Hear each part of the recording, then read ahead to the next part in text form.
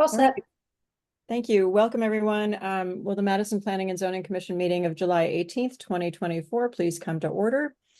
We have two public hearings scheduled for this evening. One is a continuation and one is new. As a brief reminder for this Zoom meeting, the steps for conducting a public hearing are as follows.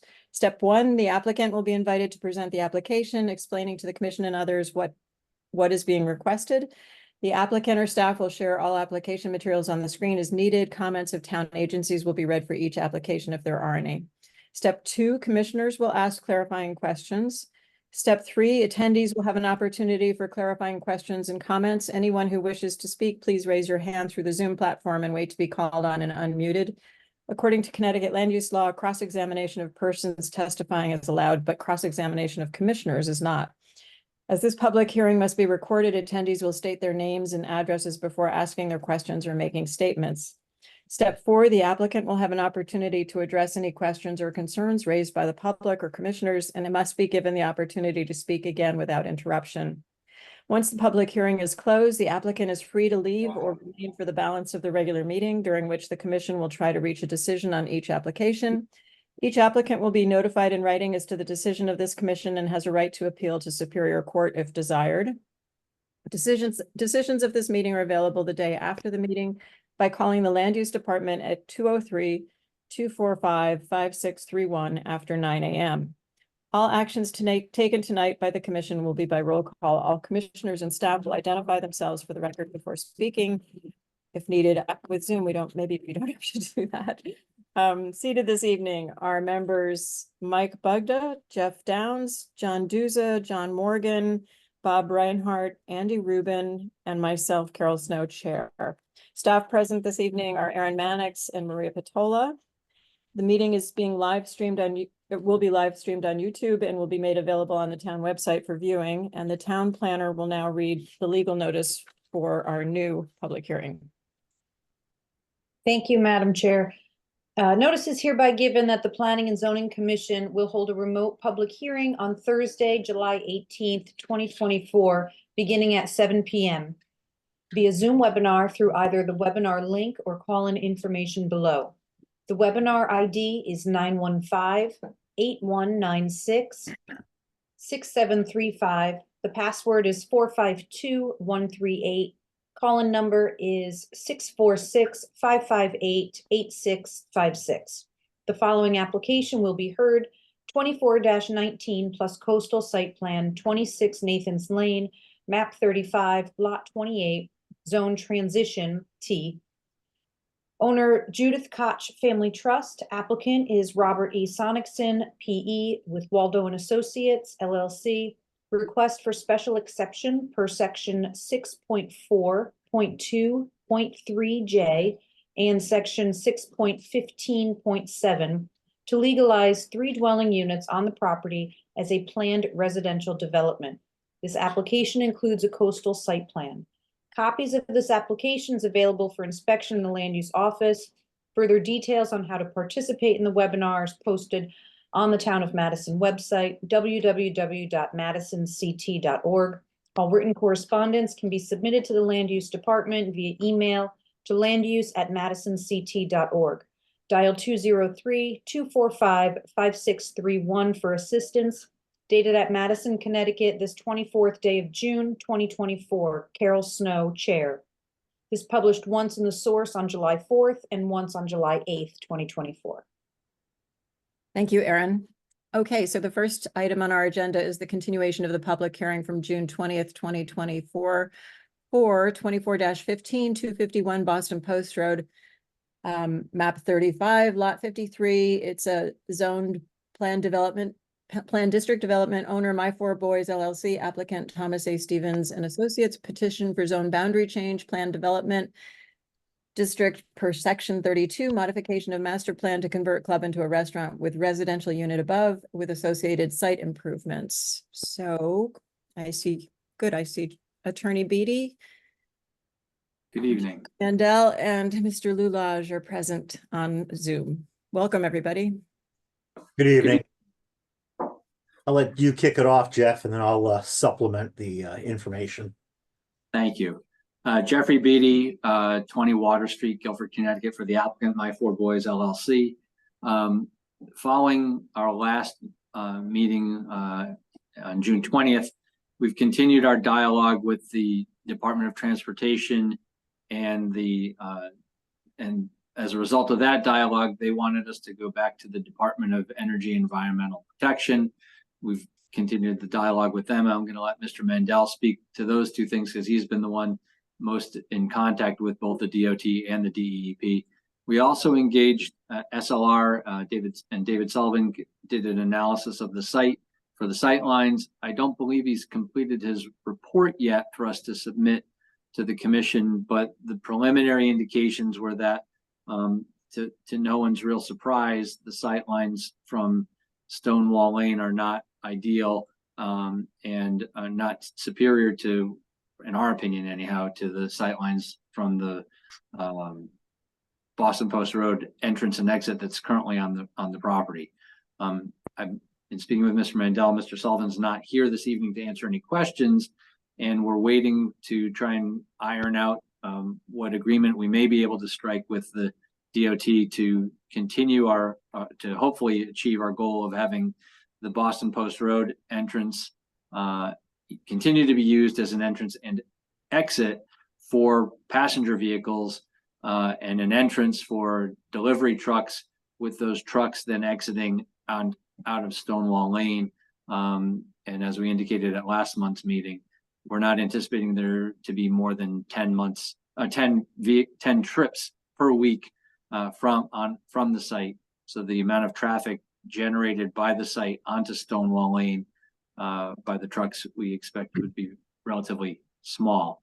So having said all that, my expectation, well, before I turn it over to Chuck, my expectation is that we're going to be requesting that this matter be continued to the next available meeting of the commission, in the hopes that in the interim we'll be able to get a report from Mr. Sullivan and hopefully reach some sort of an understanding with the DOT, which would allow us to achieve the goal that we, as well as I believe most of the concerned parties who have spoken before this commission, would much prefer having the Boston Post Road access point continue to be used as the entrance and exit, at least for the passenger vehicles, and at least as an entrance for the commercial vehicles. So that's where we are. And with that, I'll turn it over to Mr. Mandel. Thank you. Thank you, Jeff. Good evening, Chuck Mandel. Yeah, I'm a little bit more optimistic. I was hoping to close the public hearing and approval tonight, but that's okay. I did meet Dave Sullivan out at the site. We subsequently did a sightline plan for Stonewall Lane. It appears that Stonewall Lane isn't hampered by any brush or any, it's really just by grade. So there's about 150 feet looking westward that would have to be ground down and taken down off the Boston Post Road. So that is a quite expensive undertaking. Stonewall Lane, we did agree, was the less favorable access point for access and egress for all the passenger cars. I reached out to DEP from DOT's suggestion. I tried contacting Jason Hale on many occasions. I had no response from him. I finally contacted his supervisor, who in turn put me in touch with Mary Beth Hart. She contacted me last week. I had a brief conversation with her. She wasn't sure if it fell within the coastal jurisdiction area. We went out and did some topography. It is not within her jurisdiction. It's elevation 6 or so, and they're elevation 4 for their jurisdiction. I spoke to her. She finally did get back to me today with that response, and she told me that we should contact William Sigmund, and he is the Land and Water Resource Regulatory Division. So I found that out today about 2 o'clock, that he's the new person to contact in regards to the regulatory process, since we're asking to clear within the state right-of-way. I haven't heard back from him either, so there really isn't much that I can report in regards to that. So the only thing I can say is that I did talk to Dave Sullivan today. He apologized for he had a prior commitment. I mentioned for the next meeting, he may not be able to be there, but one of his co-workers will probably do a presentation and have a report at that time. And there's not much else to report. As you can see, the work is continuing. They're starting to install a septic system, so there's forward progress with that. He's moving towards the site, so this is something that we need to get resolved sooner than later. And we're waiting to find out. The only issue that P&Z is going to have, I think, going down the line, if we have approvals from DEP to go ahead and do the clearing, is the fact that we will still need a letter from a public official stating that we can remove the trees. We went out and located additional trees. There's several trees that are over 18 inches in diameter. We're not proposing to disturb any earth, but those trees will have to be cut down below eye level. So that is just another issue that the P&Z Commission should keep in the back of their minds if we ever get approvals for the main entrance. And that's about it. Thank you. Thank you. I actually have a question for you, Mr. Mandel. I think we're getting a lot of pushback about the number of trees that came down and hoping not to have to take down any more trees. I know, first of all, I want to say thank you for all the work you've been doing with DOT and DEEP. And we really appreciate all the effort that's going into that to see if there are options. I'm going to add one more option then to ask about, and that is whether we could, for the clearing to the east, if we can clear the shrub and, sort of limb the tree so that just leave the trees in place, but gain a lot more visibility through the kind of brush and undergrowth and invasives that are there. I don't know if. Yeah, well, Madam Chairman, Chairwoman, that's the intent. Believe me, we want to remove as little as possible and have as little work as possible. So yes, our intent is actually to try to save as many trees as possible.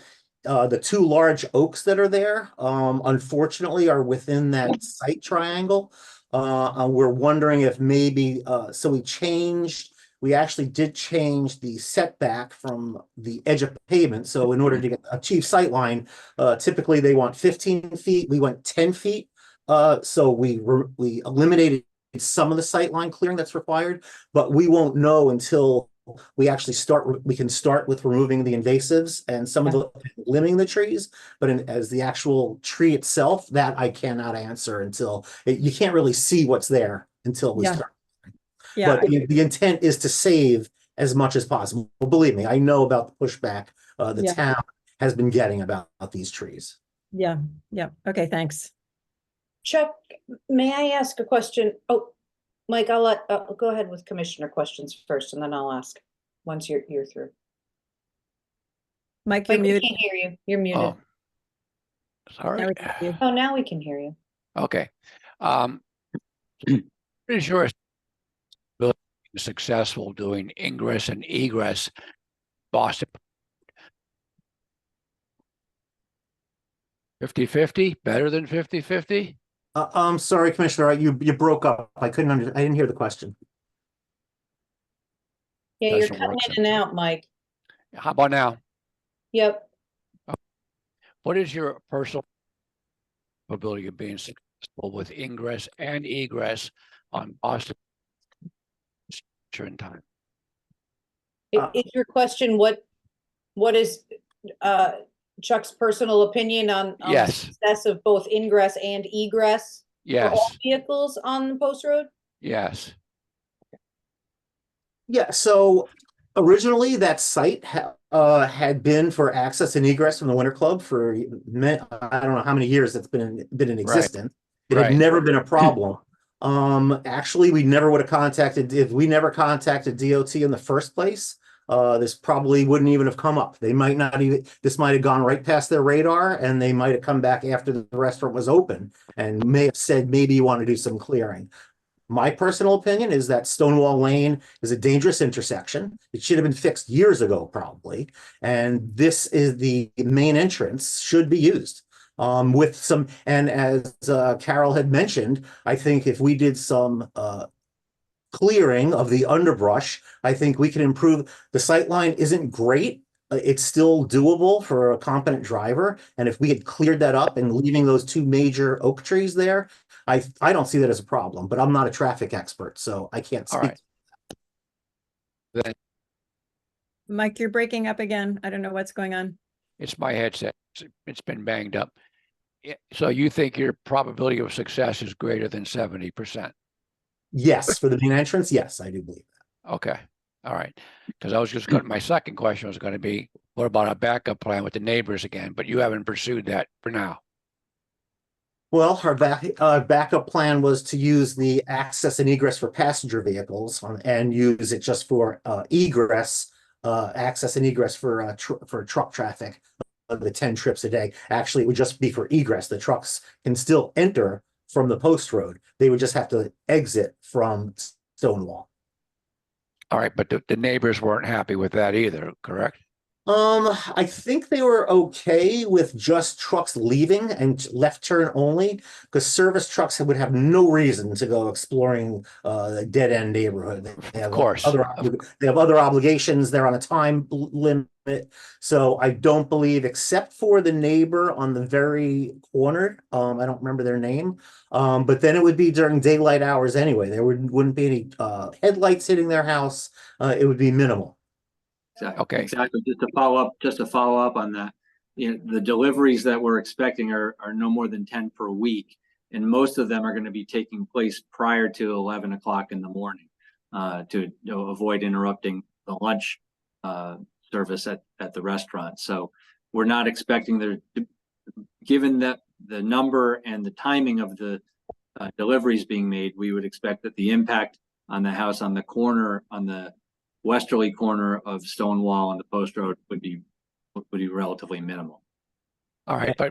But you haven't pursued anything more with the neighbors at this point, hoping that you'll be successful with your main approach. Am I correct? Yeah, so we've had contact with, after the meetings, the owner, Francesco, has been here. He has contacted the neighbors. They seem amenable to this, but I'm not going to speak for them at all, but it just appeared that they would be okay with truck traffic just exiting. Okay, thank you. That's my understanding. Thank you. Andy? Oh, thank you. I apologize up front because I missed the last hearing. This may have been covered, but with the trucks just leaving the lot during the day, that's great if everyone's happy with that. What about at night? Is there going to be some sort of swing gate that can be closed? Because otherwise, what's going to prevent patrons from just deciding, well, that's just an easier way to get out. I'm lost. It's more convenient to where I'm parked. And then we're right back with the same issue that started it. Was that discussed at all? No, that was not discussed, and it's something we could certainly bring up. We were going to have extensive signage, and we could put some barrier there to prevent that. Yeah, I understand the signage about no left turn. That's Yeah. Or no right turn. That'd be great. But if that's not going to prevent someone from going out after having dinner or whatever, and it wouldn't be intended to. So the signs would have to be, do not enter, and then that's going to confuse the truck. So, if it's permanent, obviously. So that's what I'm just thinking. Maybe a gate that can obviously would be the responsibility of the store, of the restaurant, but they can close at, say, beginning at 6 o'clock or 5 o'clock at night. You're normally getting deliveries then, right? So yeah, actually we could actually just put cones across. I mean, it wouldn't even have to be a physical gate. Exactly. Yeah. Something and no one's getting out of their car to pick up cones. So exactly. I wouldn't think so, but yes, thank you. Something to that. Okay, no, that's a good suggestion. Thank you, Andrew. Thank you. Chuck, John, go ahead. Couple questions. So regarding this sightline issue, Chuck, I think alluded to this. It seems like the car that's pulling out would actually be sort of in front of the large trees. So you'd almost have to look behind you for the trees to be an impediment. But I think you mentioned that the state requires a 10-foot setback for the actual sightline. Is that the rule? Yeah, it's the hood of the car. So they say from the bumper to the driver is a prop, and by the time you feel safe, it's about 10 feet back. Actually, they like 15 feet, but they'll allow 10 feet. from the edge of pavement. So it would seem like it's almost, but there's such a curve in the road. So if you looked at we do have plans submitted, and you can see the sightline triangle, and that's from the AASHTO standards for sightlines. Okay, and how come this wasn't an issue with the Winter Club? That was an pre-existing use, and DOT feels that this was a change of use, and there's going to be higher traffic now. Okay. Right, right. John Morgan? Yeah, Chuck, why would the state think that it's safer for trucks to leave through Stonewall than through the main entrance exit? I mean, that seems to be even more dangerous for a truck. They're going to be slower. Well, yeah. Well, here we're playing this game again with the state. So they want everyone to leave off of Stonewall. We can't. The only reason the original sightline distance was over 500 feet, if I remember correctly. Passenger cars have a shorter sightline distance that's required. So that's why the state wouldn't have a problem with trucks leaving, but they're slower to get to speed. But they were happy, so we shortened the sightline distance for passenger vehicles, but not for the SU-30 vehicles. So it was really, it really would be safer for trucks to leave from that, but we certainly cannot meet the sightline requirements for trucks. And since Stonewall Lane is a pre-existing town road, DOT has no concerns over sightline. So then the follow-up question, does the town engineer have any concerns? I did meet with John Yanako out there, and he felt the same way. Stonewall Lane is not safe, and he could not endorse it. For cars or trucks, or? For a continuous use. Yeah, I mean, for cars right now, it's a pre-existing condition. So, I mean, there are families up there now that are using it, and it's not safe. Yeah. I'm sure you have testimony from many of the owners who live there who wouldn't mind seeing the Boston Post Road ground down for 150 feet to maintain a safe sightline. Mhm. I don't know who has the money for that. I'm not sure the neighbors who live there would like that. Like that. Yeah, No doubt. I'm not sure, Carol, but no, it's safer. It would still be safer for trucks to leave from the main entrance, but the state may allow trucks to leave from Stonewall. Aaron, did you want to ask a question?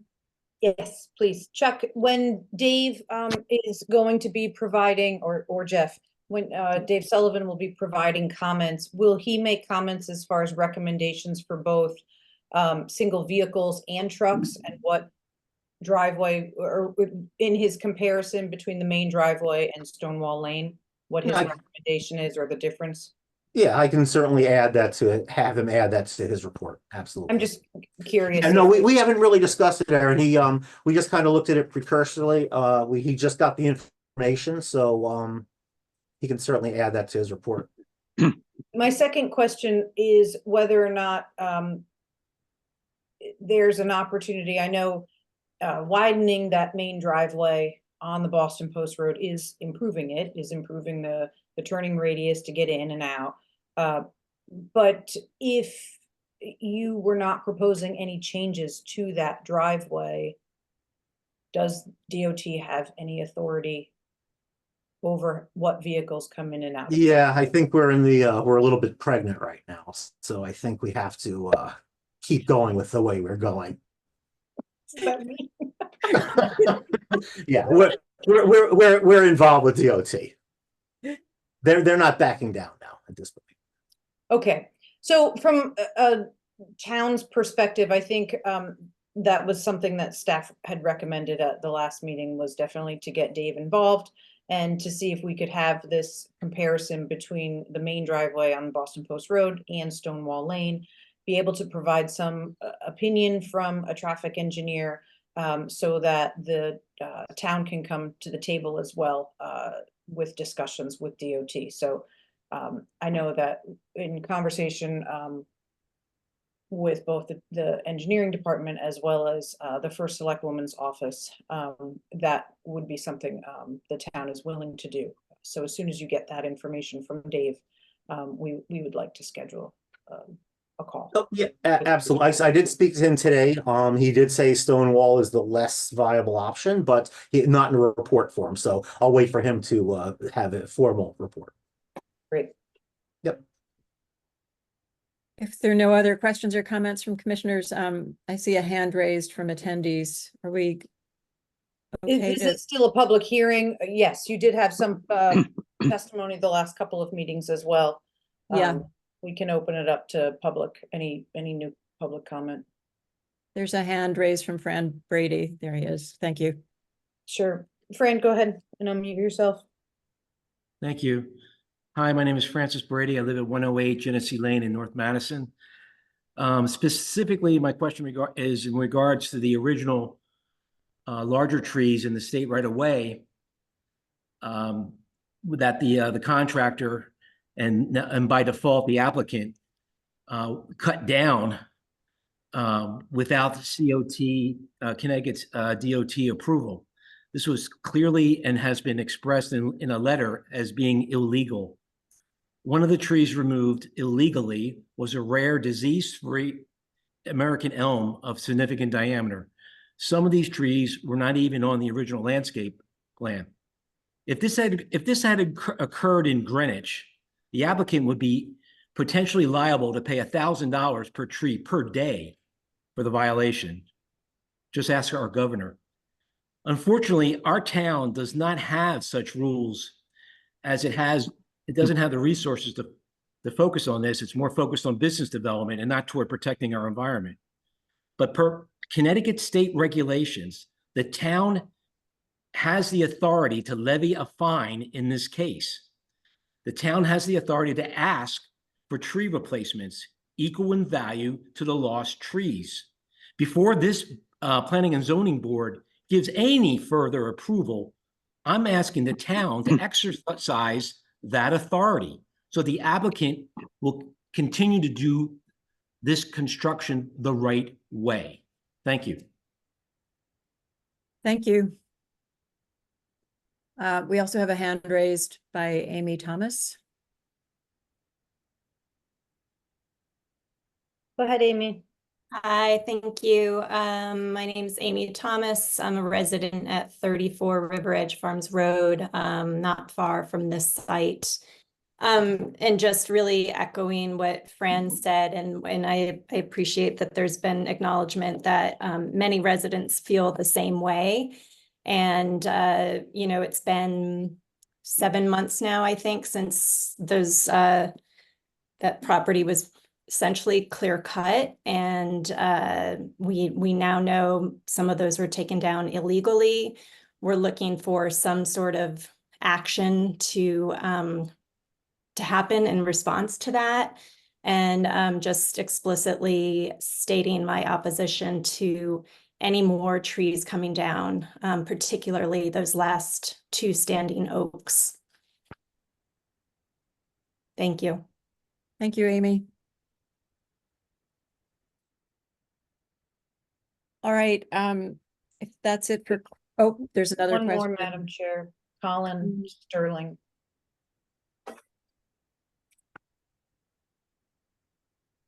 Hello. Hi, my name is Colin Sterling. I live at 122 River Edge Farms Road. I, you know, like the other folks, I, you know, drive by this multiple times a day and see this. And the earlier clear cutting was fairly devastating. And it's interesting to think that if the scenic road had status had begun, I don't know, about 50 feet down the road, it would have been subject to those regulations, and maybe the clear cutting that initially happened wouldn't have. But in any event, that's not where even though the road is obviously scenic and beautiful, it's not technically, you know, the scenic road at that point. So here we are, and I would echo these sentiments and ask the town to absolutely not allow any plan that results in the clearing of more trees, and to find a suitable solution for the safe traffic egress and ingress on the property. And furthermore, would also echo the calls for the town to act in its authority, which it lacks in other ways because of the lack of any tree ordinance, but to ask for the most substantial replantings possible for what was taken down. The character of that property, I acknowledge it. It will like it. I'm in favor of having a restaurant here. I think that will serve the community, but at the loss of those trees there on that canopy, on what we can all agree is a scenic drive, even if it's not a capital S, right where that property starts, was a loss, and it's up to the town to ask for what it can get. Thank you. Thank you. And we do look forward to seeing the landscaping that was already approved, to see that in place as well. If there are no other, we've got another question, just another hand raised. Anya? Hi, this is Anya Stremian, also at 122 River Edge Farms in a different room than Colin.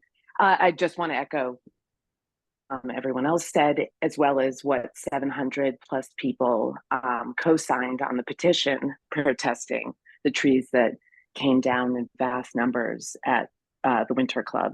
And also echo a really smart question that was asked, which is, if this was not an issue for the Winter Club, why those two oaks on Boston Post Road, why is it such an issue for the Madison Oyster House? Are they going to have, I thought that was a valid question to raise. And I think at least 700 more people would be devastated to see those trees come down, if not more. So thank you. Thank you. As Attorney Beatty said, this will be continued. And if there are no other questions, maybe we could go ahead and make a motion to continue the hearing. I think, Erin, would it be August 15th? So you have two meetings in August, August 1st and August 15th. On August 1st, you have the continuation of your Plan of Conservation and Development public hearing, as well as the continuation of the 6 Opening Hill application public hearing. I don't know if you would like to add this as well onto that agenda, or if you'd like to have it on the 15th. I would prefer to have it on the 15th. I don't know how other people feel, and I don't know how the applicants feel, but if that's an option. Yeah, Chuck Mandel, if I could say something, it's probably going to take us the way the DEP has been responding to our queries. I would say the 15th would be a better time. And how much time do we have left, Aaron? I'm not even sure what our Yeah, we were wondering that too. statutory. Calculate that. If you grant an extension to August 15th, you'll have used 56 days of your extension. So you're still within your time frame. So okay. We will consent to the extension, and I'll follow that up with a letter to the commission. Okay. Thank you. I'd still like to have a motion that we continue to the 15th. Mike Bugda, thank you. And a second. Second. Bob Reinhardt, any further discussion? All in favor? Jeff? Okay, great. Thanks, everybody. Thank you very much. Thank you. Next month. See you in August. Yeah. All right, next on the agenda is 24-19 plus a coastal site plan for 26 Nathan's Lane. So I'd like to invite the applicants.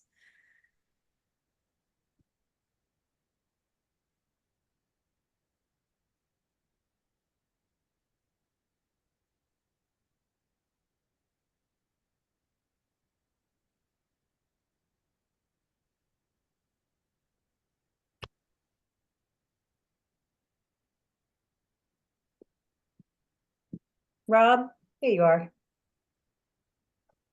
Good evening. Good evening, welcome. My name is Rob Sonnichsen. I'm a registered professional engineer with Waldo Associates. We're at 89 State Street in Guilford. I'm here representing the Koch family, who are the owners of 26 Nathan's Lane. This is kind of an interesting application for me because my grandfather owned this house. And my great-grandfather owned this house. The house at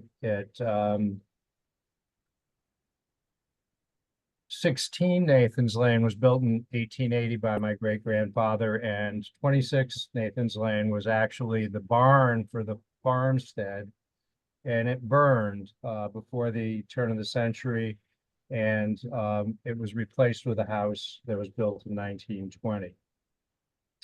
And it was the first place that I lived in my life for about 5 years.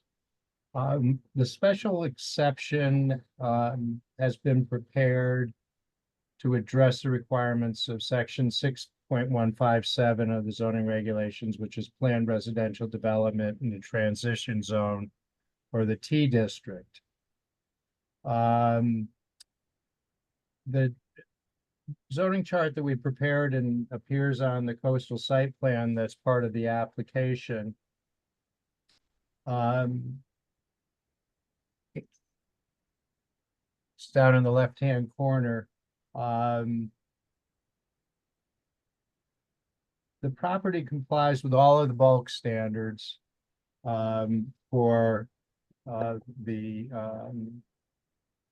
planned residential development in the T district, including coverages, minimum lot area, minimum lot width, minimum side yards. The only exception to that is a 80 square foot shed, which is located near the railroad tracks at the rear of the property. You could bring it up to the top. There's the shed. It doesn't meet the side yard or the rear yard setback, and the only activity that's proposed as part of this application would be removal of that shed or relocation of that shed to a location outside of the setback distances. The Madison tax assessor's records indicate that the main building on the property contains 2 dwelling units with a total of 3 bedrooms. It's actually 2 bedrooms.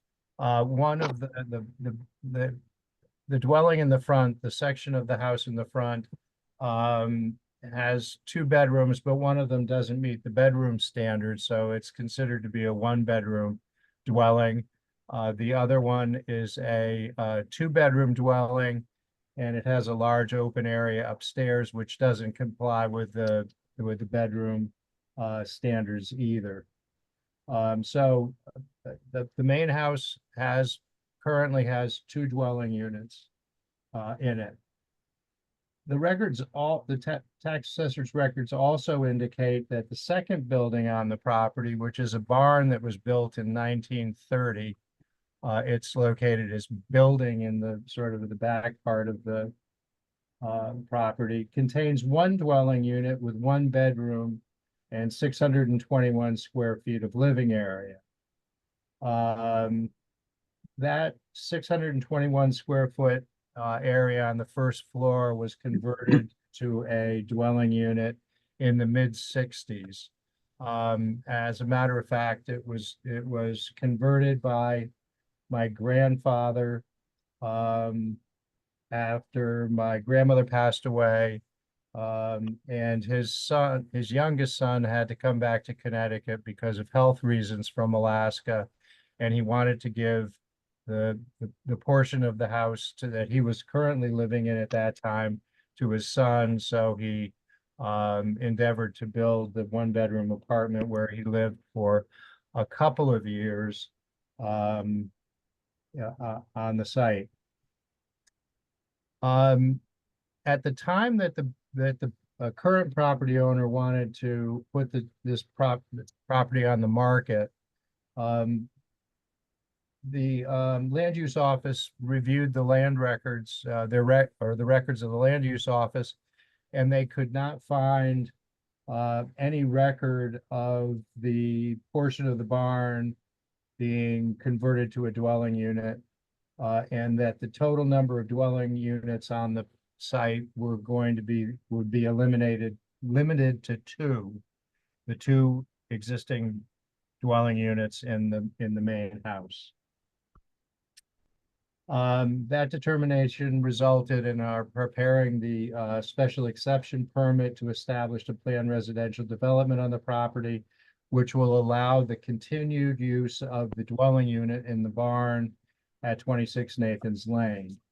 So that's the essence of this application. We meet all the requirements for a planned residential development in the T-zone. It's going to reestablish the barn as a dwelling unit, which has been continuously occupied for many years as a one-bedroom apartment unit. Once again, going back, we meet all of the standards for a planned residential development in a T-zone. There can be up to 8 dwelling units per building, and we're proposing 2. There can be no more than 3 bedrooms per dwelling unit, and we're proposing 2. The average density shall not have any more than 8 dwellings per acre, and we're providing 2. And the bulk standards are also met. The maximum building coverage is less than the 20% allowed, and the maximum floor area ratio is significantly below the 30% that's allowed. We also prepared, since it's in the coastal area, we also prepared a coastal site plan and a CAM application for the project. The resources that exist on the site are general coastal resources. Anywhere that's in the coastal area is identified as a general coastal resource, being on site. The project complies and it will have no effect on the coastal resources on or near the property. There's no impervious surface being added. So in our opinion, we completely meet the coastal resource policy direction. The coastal hazard area is also on site. There's the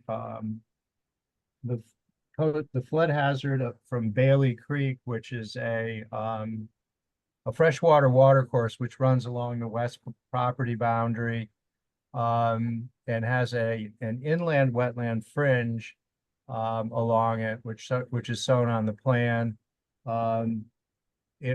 Bailey Creek does, well, Route 1 floods in this area backing up at Bailey Creek near the railroad bridge. It always has.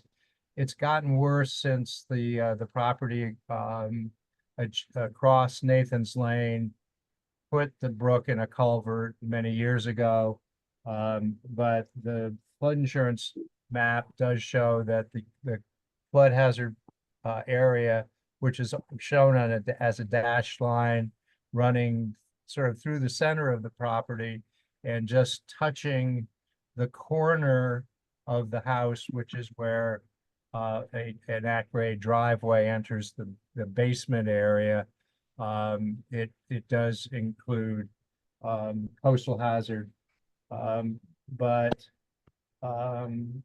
we're consistent with the policy because we're not increasing impervious. We're not making any changes, and will have no impact on the coastal hazard boundary.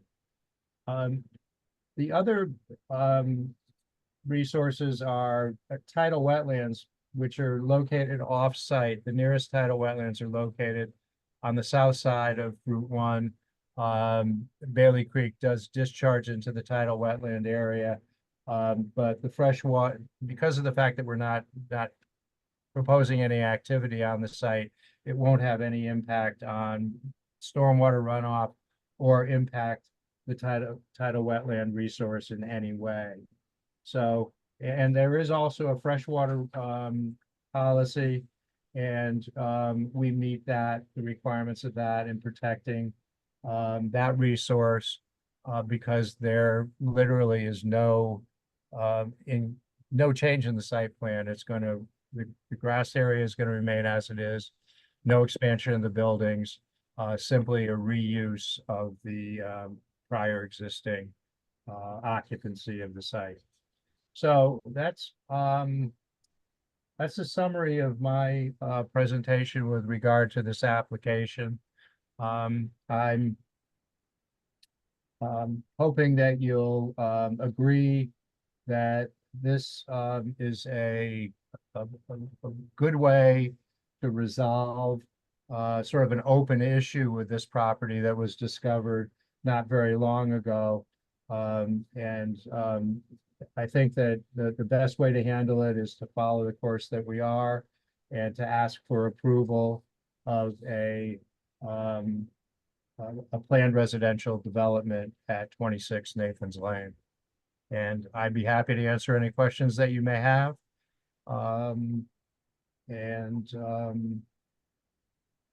Hopefully you will look favorably upon the application. Thank you. Are there any questions from commissioners? Yeah, I have one. Bob Reinhardt. Yeah. So I'm just trying to follow along on the storyline. It sounds like in the tax assessor's office, both housing units are included, but elsewhere, there's no indication that the barn was ever converted to a one-bedroom apartment, essentially. Is there any need for us to look at the need for a CO for that property if we do that? I'm unsure of what our responsibility is as far as converting it to a planned residential development is fine, but was the barn ever officially established as a livable property? And do we have any responsibility for looking into that? Would you like me to?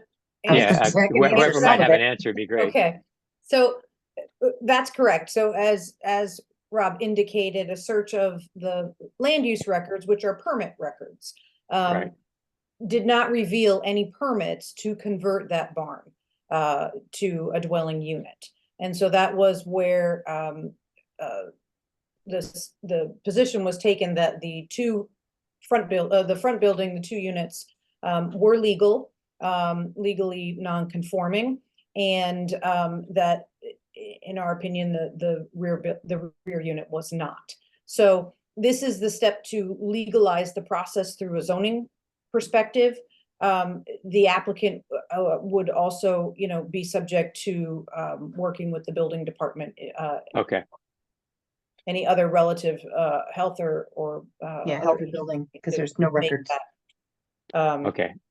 Formally legal, yes. Okay. I'm not sure what that step would be with Vinny, or and I'm not sure, Rob, if you've had that conversation with him yet or not. No, we haven't breached that conversation. I know we've had some discussions. It's interesting that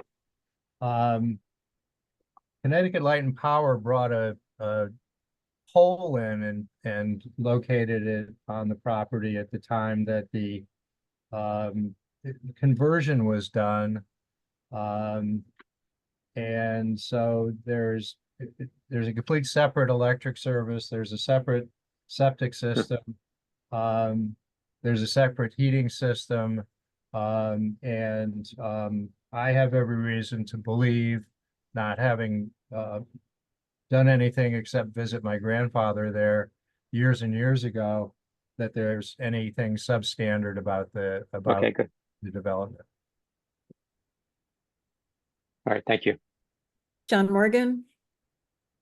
So Aaron, is this the simplest way to do this? This seems like we're solving a simple problem with a somewhat overarching ruling. I mean, are we giving the right to, at some point, put in 8 a maximum of 8 dwelling units, each one having potentially 3 bedrooms? No, that's interesting. The request before you is for a PRD as proposed. So if a modification or, if there was a desire to add additional units, that would be subject to an additional special exception use. This But are happens to be a way to legalize the third unit to remain, as opposed to having to obtain permits to remove that unit from the rear building. Okay. And just to add on, the current owner has absolutely no interest in doing anything other than continuing the status quo on the property. And so it would certainly be a completely new application by someone else that would be starting from ground zero if they wanted to build a lot of additional units here. This is just going to keep things the way it's been since 1965. But Aaron, help me understand that though. If someone bought this property, they wouldn't really be starting from zero. They have a planned residential development already approved. For Yeah, 3 units, right. for what's existing on the property. Okay, right. But isn't being designated a planned residential development give it certain privileges above and beyond a regular residential lot? It is a special exception use, yes. And so in that section 15, and I can go through that, there are bulk standards and density standards that if this particular lot could accommodate that bulk or that density, then an applicant would have to come back before you for a special exception, just as any other special exception application includes a specific site plan and a specific use. So that's what is before you this evening, is simply the 2 units in the front building and the additional unit in the back. Okay. I think I understand. This seems way more convoluted than it needs to be. Mike? Yeah. I had the same question that Rob had, but my other question was, as part of the exception, you're requesting to leave the shed where it's currently located. Is that correct? No. No. Oh, you're going to move the shed. I forgot. Yeah, we're going to eliminate the shed or move the shed as part of this application because it currently is it would require a variance to maintain it. Okay. Okay. Thank you. Can I ask a question? Yes. So their intention is to keep it because this all came to light because they tried to sell it, and that's how it all came to light with the 3 apartments. So now they're just trying to legalize it to Yes. To live in it? To sell it. Oh, to sell it. Okay. Correct. Right. I mean, that was my understanding. It currently is. But now they can legally have a locate violation, the but 3. would not comply with zoning. So it was brought to the attention of the land use office, and we've gone through, all of the records and met with the property owner's attorney and professionals to try to determine what the legal use of the property was. You have to understand that the tax records don't necessarily tell you what the legal use is, from a zoning perspective. So the tax records are relevant as you go back to look at the years in which something may have existed. So that can be of assistance in trying to prove a legal nonconformity, that something did exist prior to the adoption of a regulation. But simply because it shows 3 units, we went back and pulled the old zoning regulations at the time and found that that the use did not exist at the time of the regulation. That we didn't have a match for the allowed uses in the zone and a record of permits. So the assessor goes in and taxes what they see, but you can't always rely on the field cards to know that that is truly a legal use from a land use perspective, a zoning perspective. It happens to be, you know, I think Rob was the one who was searching quite a bit through the regulations to find a mechanism to try to legalize that third unit, because it had existed since the 1960s. And really there isn't a hardship if he chose the variance route to apply to the Zoning Board of Appeals to legalize that unit. That would be a self-created hardship, as it was built, at least from our perspective, without permits. Without permits. There's no record of that. So this is an avenue that allows for that 3-unit density. I think within the character of that transition zone, and I tried to, you know, the transition zone is supposed to be mainly residential in character, allowing some commercial uses. So I think that special exception use was added into the regulations to do just that, to allow a little bit more density where able, but not to detract from that residential quality of the neighborhood. We really only have 2 transition zones in town. We have this one here on Nathan's Lane area, and then again on the Cottage, the north side of the Cottage Road, on the east end of town. And those are your 2 transition sections in town. Thanks, Aaron. Sure. Mike, did you still have a question, or you? No. Okay. I don't see any questions from any attendees, unless I'm missing something. And so if there are no further comments or questions, could I have a motion to close the public hearing? Madam Chair, I did just want to add, and I think Rob did that as part of the coastal site plan. This was sent to DEEP as well, and the coastal checklist did come back and identified the same coastal resources that Rob has, and also indicated that no anticipated adverse impacts. Okay, great. Thanks. Anything else we need to know before we close the public hearing and move to deliberation? Could I have a motion then to do that, to close the public hearing, move to deliberation? That's Mike. Thank you. In a second. Second. Thanks, Bob. And any further discussion before we vote? If not, all in favor to move to deliberation? Okay, thanks. Thanks so much. All right, so no new information at this point, but I'm feeling okay with this resolution.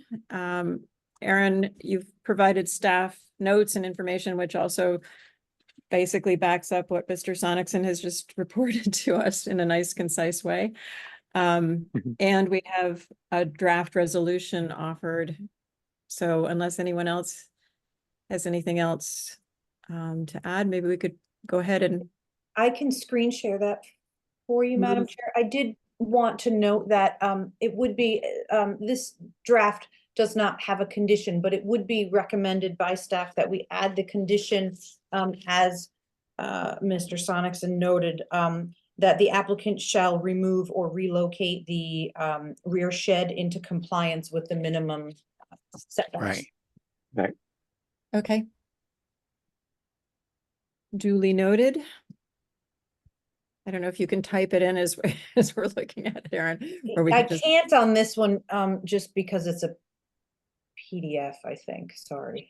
Sure, that's okay. So could I have a motion that we approve with one condition? John Morgan, you want to read it through and add the condition? Sure. Aaron, just before I start reading it, that final sentence there, it says the commission finds the proposal, should that say consistent? I'm sorry. Consistent? Consistent, okay. 2 errors here. That's okay, thanks. No problem. Thank you. Voted that the Madison Planning and Zoning Commission approve application number 24-19 plus CSP 26 Nathan's Lane, map 35, lot 28, zone transition T. Owner Judith Koch Family Trust, applicant Robert E. Sonnichsen, P.E Waldo and Associates. Request for special exception per section 6.4.2.3J and section 6.15.7 to legalize 3 dwelling units on the property as a planned residential development application.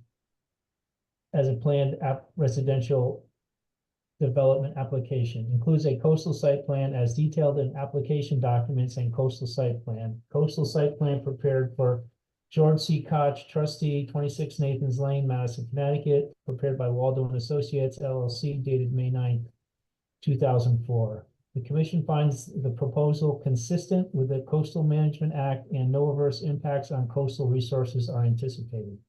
The effective date of this approval shall be August 1st, 2024, upon filing the special exception certificate. And with one additional item being the applicant shall remove or relocate current shed on property to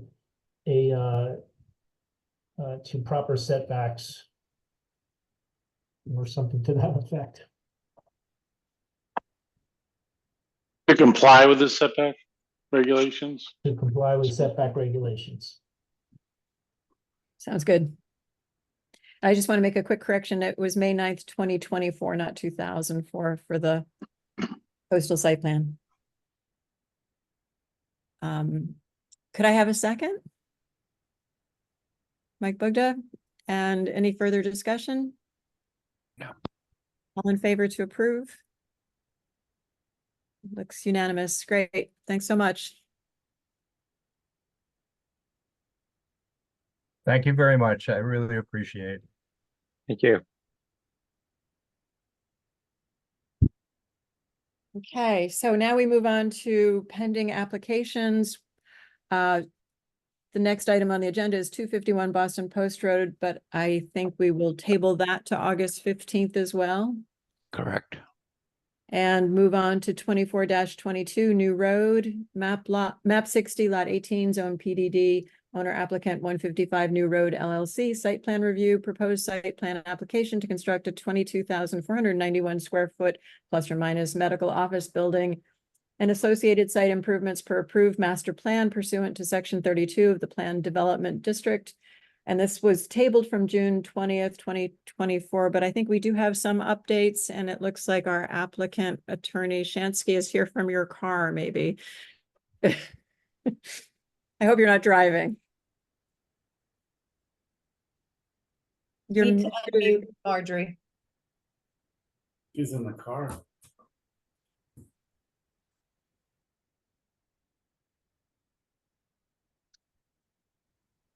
So Lost your audio. I'll text her right now to unmute. Thank you.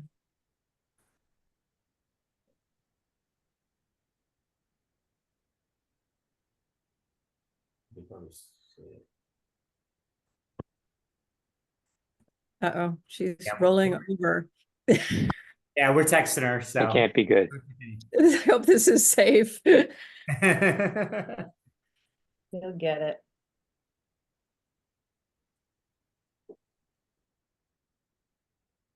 Sometimes if it's connected to the car Bluetooth, that's a problem. Yeah, they interfere with each other. Can you mute her in the meeting? Anybody? No, No, no. she should be able to do it.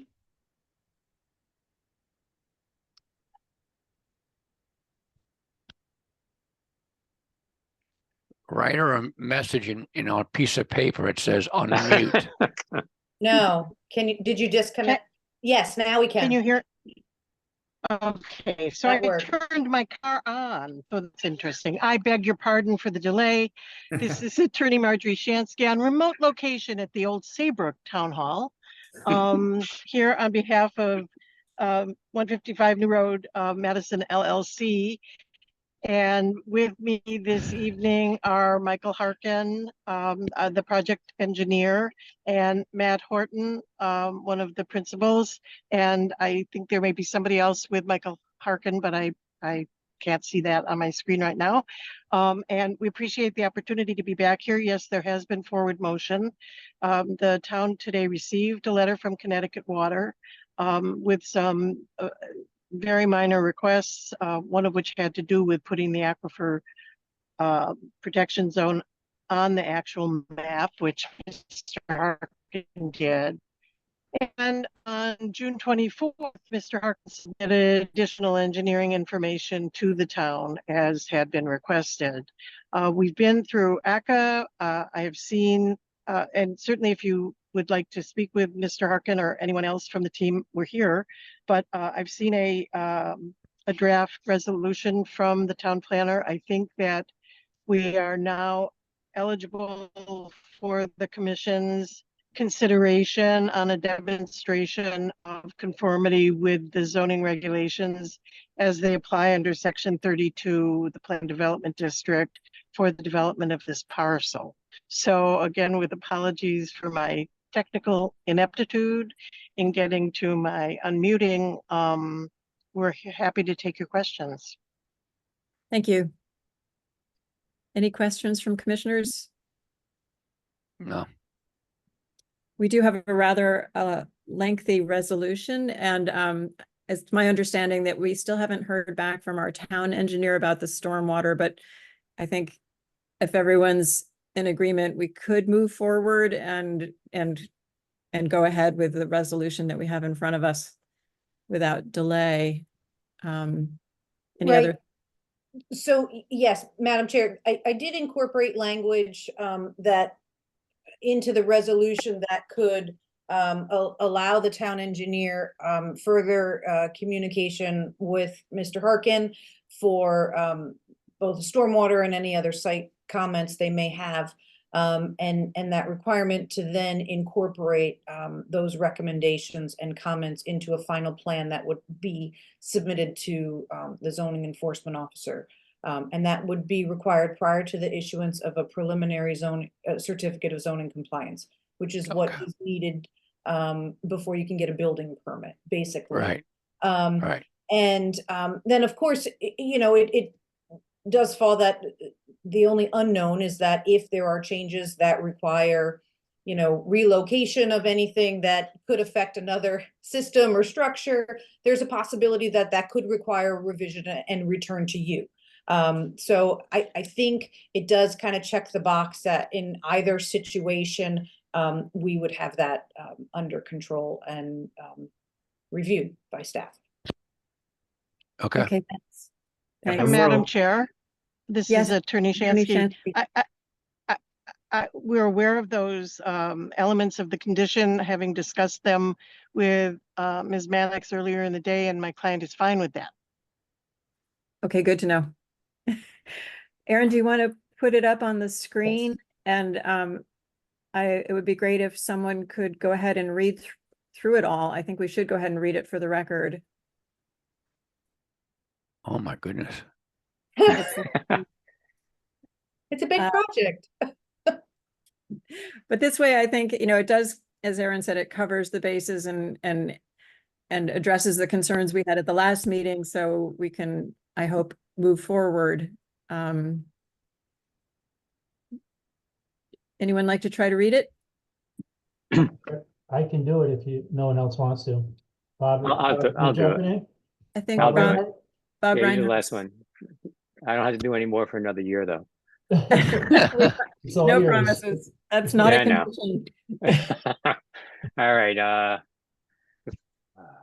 The following resolution is offered. The Madison Planning and Zoning Commission approves application number 24-22, New Road, Map 60, Lot 18, Zone PDD, owner applicant, 155 New Road LLC, site plan review. Proposed site plan application to construct a 22,491 square foot medical office building and associated site improvements per approved master plan pursuant to section 32. Plan development district as shown on a set of plans, Hammonasset Medical Center, prepared for 155 New Road LLC, New Road, Map 60, Lot 18, Madison, Connecticut, dated January 2nd, 2024, revised to May 15th, 2024, prepared for 155 New Road LLC by Harkin Engineering LLC. 7 sheets and architectural plans, Hammonasset Medical Center, New Road, Madison, Connecticut by John Whitco, architect, dated July 16th, 2021, revised to April 9th, 2024, and landscape plan, Hammonasset Medical Center, Madison CT by TEC Landscape Design, Inc., dated April 15th, 2024, revised to May 16th, 2024, with the following conditions. 1, the applicant shall incorporate feedback and comments from the town engineer into the final site development plan prior to the issuance of a preliminary certificate of zoning compliance. This plan shall be submitted to the zoning enforcement officer. 2, the applicant shall incorporate all recommendations from CT Water into the final site development plan, which shall be submitted to the zoning enforcement officer prior to the issuance of a preliminary certificate of zoning compliance. 3, that the zoning enforcement officer be notified at least 48 hours prior to commencement of any regulated activity. 4, that all erosion and sedimentation controls be installed prior to any site disturbance and be maintained for the duration of construction activities and until the site is sufficiently stabilized to the satisfaction of the zoning enforcement officer. 5, the applicant shall utilize DEEP's guidance document, Best Management Practices for temporary construction and reconstruction operations in aquifer protection areas for the duration of construction activities. 6, the applicant shall finalize and coordinate necessary drainage easements with the town of Madison. These easements shall be executed on the land records prior to the issuance of a final certificate of zoning compliance. 7, the stormwater system shall be inspected by the design engineer during construction to verify consistency with the approved plans. 8, an as-built survey of all improvements, including stormwater system components, shall be submitted to the zoning enforcement officer with written verification from a licensed engineer that the stormwater system was constructed in accordance with the approved plans. The submittal shall be completed prior to the issuance of a final certificate of zoning compliance. 9, given the location of this development within the aquifer recharge area of the Connecticut Water Company's Reddick Wellfield, the applicant shall provide a plan utilizing best management practices for the removal of ice within the development. This plan shall demonstrate how the applicant will minimize the use of chemical de-icing agents. 10, the applicant or successor shall implement the stormwater maintenance program as proposed by the design engineer and provide a report according to the program to the zoning enforcement officer. The commission acknowledges that the applicant has provided a conceptual plan to help mitigate safety and operational issues at the intersection of Route 450 at New Road, Duck Hole Road. The applicant has further agreed to participate in discussions with the town and CTDOT regarding these proposed improvements. In the event that changes to the approved plans are required as a result of other agency permitting to support the proposed activity, the Madison Planning and Zoning Commission reserves the right to review said changes and may require modification of this approval. This approval is made based upon the finding that the proposed use is consistent with the approved master plan for the planned development district for the subject property. The commission approved said master plan with the understanding that the applicant successfully demonstrated that the proposal is consistent with section 32.2.1 of the zoning regulations as location, uses, and layout of the proposed PDD are in conformance with the intent of and the goals and objectives contained in the plan of conservation and development. The PDD is in harmony with the surrounding neighborhoods and land uses, and its proximity to major roads, including I-95, will help provide convenient access to the site while minimizing impacts to local residential streets. The effective date of this approval is August 1st, 2024. Thank you, Bob. Could I have a second? Mike Bugda, hand raised first, I think. Any further discussion or clarification? No. All in favor? Looks unanimous. Thank you. Thank you so much. Thank you, guys. Thank you. Have a great night. Take care now. Thank you, everyone. Drive safely. Next. We have under pending applications 6 Opening Hill Road, which will be continued to August 1st, 2024. And then 24-2424 85 Lantern Hill Road, map 37, lot 21-5, zone R1, owner Kenneth and Sandra Everts, sorry, applicant Todd Anderson, and this is a lot line revision from a previously approved revision. So Todd, it looks like you're muted. Oh, he's coming on over as a panelist. Got it. Okay. Sorry. Yes. There he is. There we go. Good evening, everyone. Todd Anderson from Anderson Engineering Survey and Associates in Guilford, here on behalf of Ken Everts and his wife. I was before you not too long ago on this same exact property to do a boundary line revision of a lot located in the Lantern Hill subdivision and their property that they own on Advent Hill there.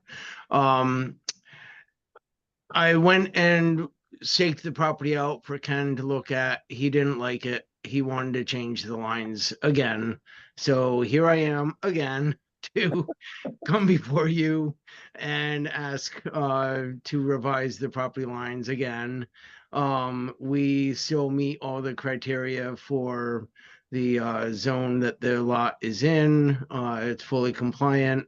I did contact Trent at the health department, ask him if I needed to do a new B100 application, and he said it would only be a modification. So I sent him the revised B100 plan, and he uploaded it to the existing B100A permit, but I found out today from Aaron that there is some confusion as to whether he needs to actually formalize that modification in some way, shape, or form, or whether just him uploading that modified plan is all that needs to be done. So there is a condition that Aaron has proposed that prior to the filing of the Mylar, we get that squared away with Trent as to whether that was his final approval or whether we're waiting on something else from him. So I guess that's it in a nutshell. Pretty cut and dry. Okay, thanks. And do you promise not to come back again? No, I actually staked this one out for him, and this one he likes. Good. Great. Do any of you want to see the map, or are you? I'd like to see what the change is, yes. Yeah, same here. Todd, can you pull that up, or do you want me to pull it up? If you could, please. I can't share off of this laptop. Okay, 1 second. I'm working on revamping my computers. When I move offices, everything's going to be different, and I'll have much more capabilities, and I'll have a better camera, so you guys aren't looking up my nose. Oh, we're gonna miss those days, Todd. We hadn't really noticed. Years of years of that. Okay, you could walk us through this, Todd. There's a lot of lines. Okay, so Aaron, if you could put the cursor up to above where it says zone R1 on the lot there. Nope, down to the next one down. Yep, right there. That line there, the dashed line, was the original revision that we had proposed. And I went and staked that line, and there's a hunk of ledge right in the middle there. And he goes, well, I don't own goats, I own horses, and a horse isn't going to get over the other side of the ledge. So I said, well, there's another option. I can take the upland area over here near the road and swap it out for that hunk of ledge. So the lot gets the hunk of ledge that the horse can't get to, and the horse gets the level area up on top there. Sounds So good. that is the revised line where Aaron's cursor just was. Thank you. This one. Well, that you're in the road now, but yeah, go to the right and go to the right. That one there, that's the revised line. Give him a little bit more access in off of the road to get to his gate that's in the existing fence, maintaining the existing fence for about 20 or 30 feet, I think it was. And then he's going to have to relocate the fence for his horse to have his little pasture land there. Thank you. Any questions from any commissioners? One dumb question. So the applicant owns all of this property, is that correct? Yes. Okay, thank you. Yeah, he's looking at potentially selling the building lot. Building. Okay. Without the horses. Without the horses, yes. Horses not for sale. Okay, if there are no further questions, and Erin, did you want to add any other staff comments? Nope. We do have a draft resolution, if someone could read that as a motion to approve. I can pull that up for you.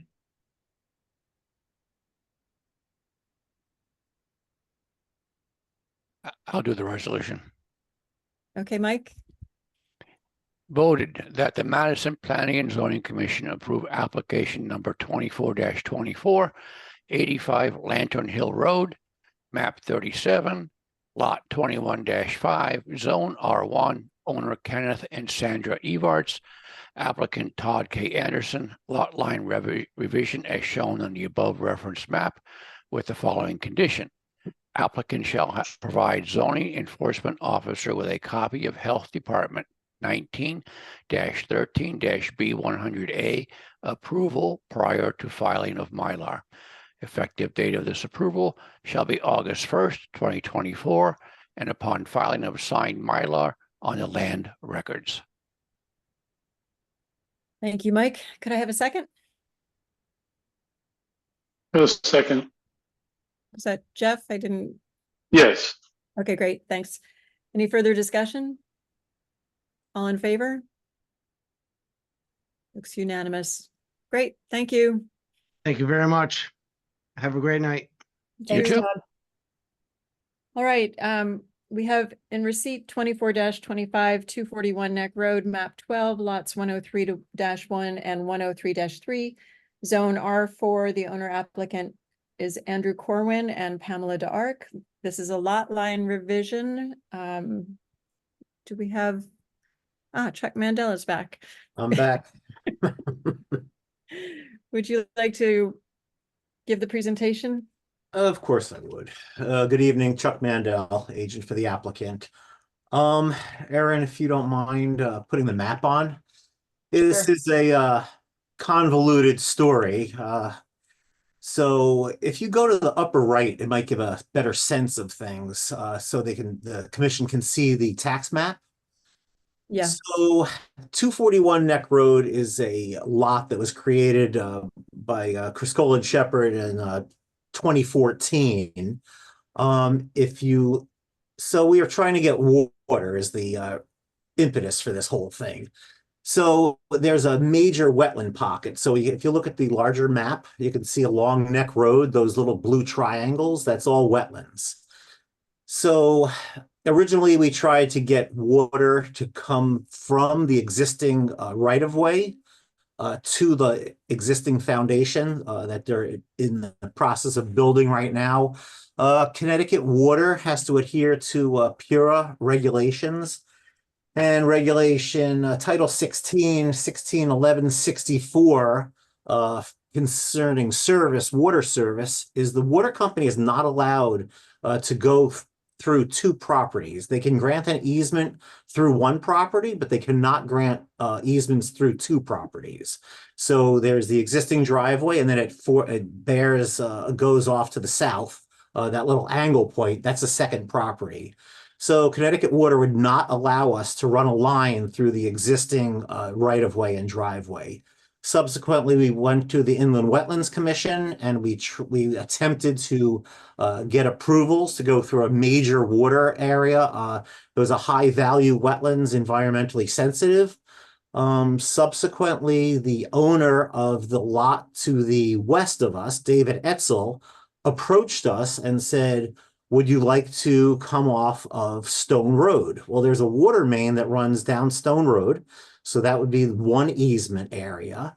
And he agreed to, he spoke with Andrew Corwin, my client, and he was willing to sell a 10-foot strip of a 20-foot right-of-way that runs up along that line. So David Etzel owns all of Stone Road. There's an existing easement, that a water company easement that runs along Stone Road. But we could not go through a secondary easement through that 20-foot strip.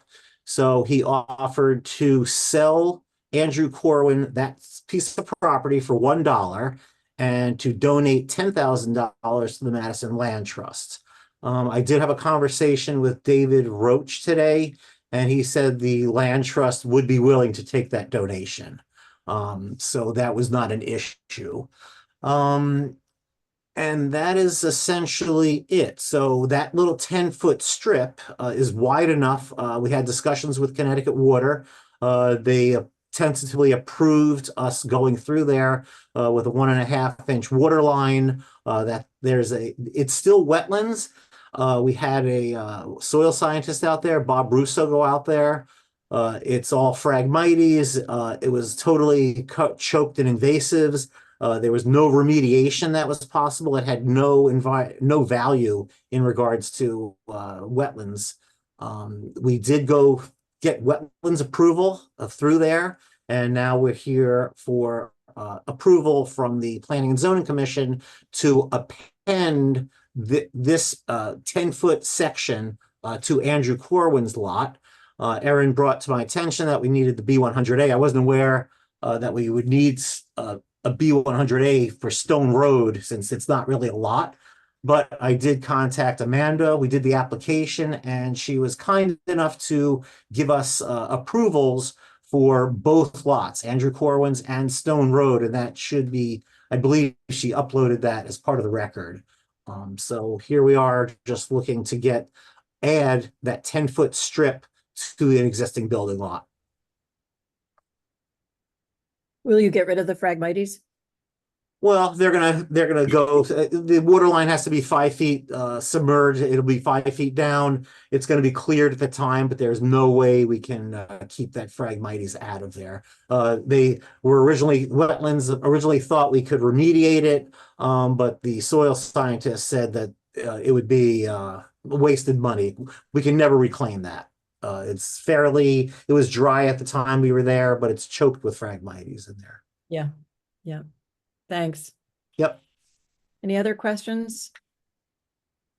Stone Road is privately owned? Yes, it's owned by David Etzel. Okay. And if you look at the tax map, Michael, you can see he owns Stone Road, and the yellow, he owns several rights of way, one to the north and 3 to the south to the water. Okay. And again, this is before you only because these lots were created via subdivision. And so that's why these lot line revisions come before the commission. Our current subdivision regulations don't allow these modifications to be done administratively through staff. It requires administrative approval by the commission. Interesting. Thanks, Erin. Any other questions or staff comments? If not, we do have a draft resolution. Erin, can you pull it up?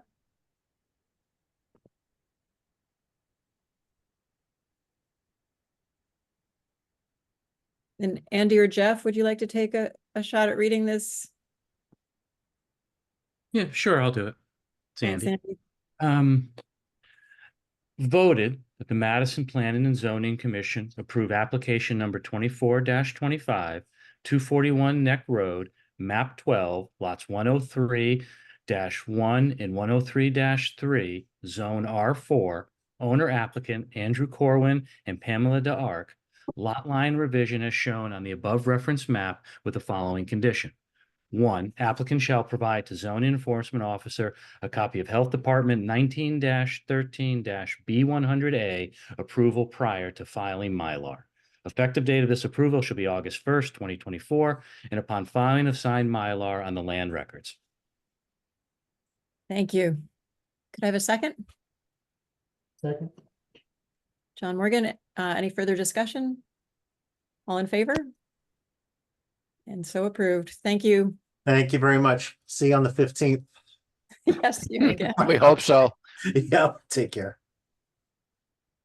All right, next we have approval of minutes from July 11th, 2024, regular meeting. John Duza, secretary, are you? Yep, you're still here. Good. Yes.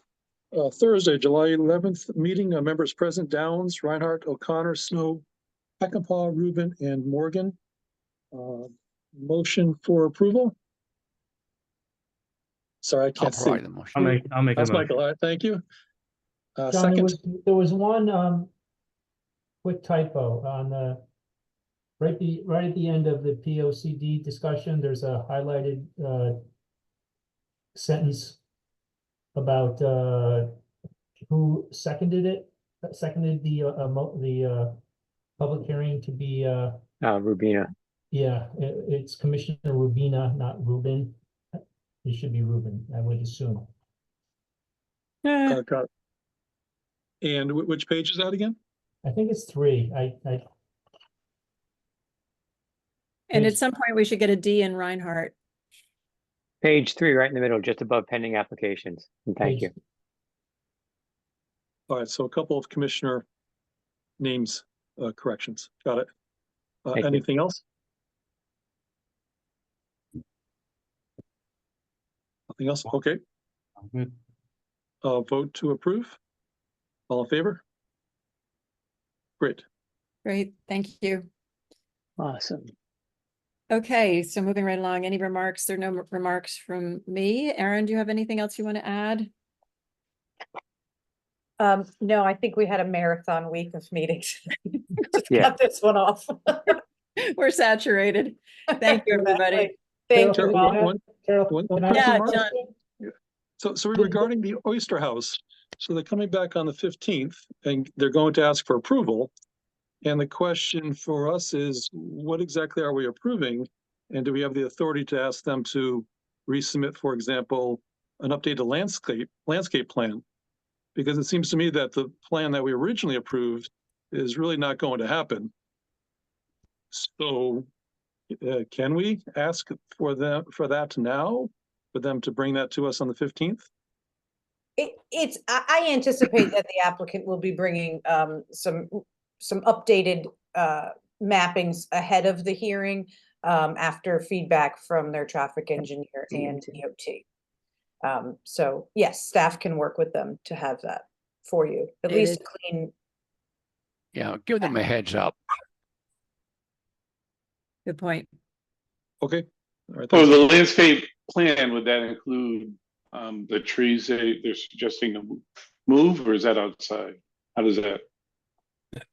Well, I think there is an approved landscaping plan for the project. I don't want to get into a lot of details of the application outside of the public hearing.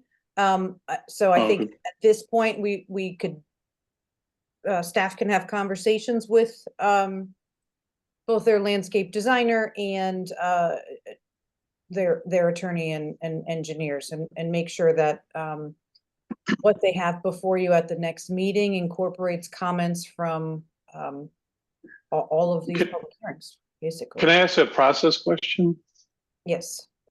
So the trees are related to the line of sight and them working with DMV or DOT, is that correct? Right. DOT is involved in the process, yes. And then at one point, so how is that separate from the application or handled separately? And any modifications within that? Because there's a setback in there included in that, correct? I'm not quite sure I understand what you mean, Jeff. And I don't really want to get into a whole lot of discussion outside of the hearing on the application. So we'll do it. I'll raise the question because the applicant is not here. Yeah. Okay, I'll raise the questions at the hearing. That's fine. Great. Okay. Yeah. That's the way to do it. We'll make sure the applicant gets some clearer, concise information for the next hearing for you. All right, thanks. John Morgan, do you have a question? Yeah, actually I have two quick questions. For the August 1st meeting with the POCD, are we coming with any updates? Or what what is the process, what are we doing with the information we accumulated at the last meeting? It's a good Good question. question. I have compiled those into a shared drive now on our just our internal zoning drive. And we'll be uploading those to the website. My goal is both the POCD page as well as just a document center like that. So anybody who goes on the link for POCD on the agendas will have a correspondence folder as well as the actual plan available. Okay. The current link on the last agenda had just the link for the document itself. But now that we've gotten a lot of feedback, I want to be able to have that all in one place. You don't have to make changes. I mean, you can bring your comments to the next public hearing, but there's really not an opportunity for the commission to make changes ahead of that hearing because you're still in the hearing. You're still getting feedback from both commissions and residents. And so Board of Selectmen too. Right, exactly. And the Board of Selectmen will be providing comments. My understanding is Monday evening. Yep. So I think I see the next meeting as taking those in, any new comments, closing the hearing, and then starting to work through those comments and advising staff and John Guskowski to make any changes to bring back for the next approval. So it doesn't have to happen, you know, the actual document changes don't have to be ready for the first. Okay. I just add too, Aaron, that I thought the minutes from that meeting were really good. And so, you know, that helps us compile what feedback we got. I'll put the minutes in as well. Yeah, that would be good. But the correspondence. Aaron, so when we bring it back with the changes, do we have another public hearing? No, you don't have to. So you have the public hearing, you've received public feedback, and now you can edit the document as, you don't have to edit the document at all. You can make changes as you feel are appropriate and then take action on that revision. Okay, okay, great. And then just quickly, whatever happened with the general residence, the Phragmite and the sidewalk, is there follow-up on that? We have not had a new application submitted. No. Okay. I can say from but they have cut it back. Yeah, I can say from kayaking up there that it's much more open. They've cleared some of the. It looks great. I just wonder. Yeah. So they're still not. They still don't have full approval for the. There's the approval that stands is the last approval from the commission. There are no modifications to that viewing area that have the homeowners association has not come back. So right, okay. Well, that was issued to the developer still stands. Right. They were going to try to work out something with the developer, and until that happens, we have no further action to take. Okay. Thank you. Sure. If that's it, then could I have a motion to adjourn? You have it. Mike, and a second from John Duza. All in favor? Any further discussion? Let's go. Goodbye. Thank you. Good Have a night. good night. Thanks, everyone. Thank you.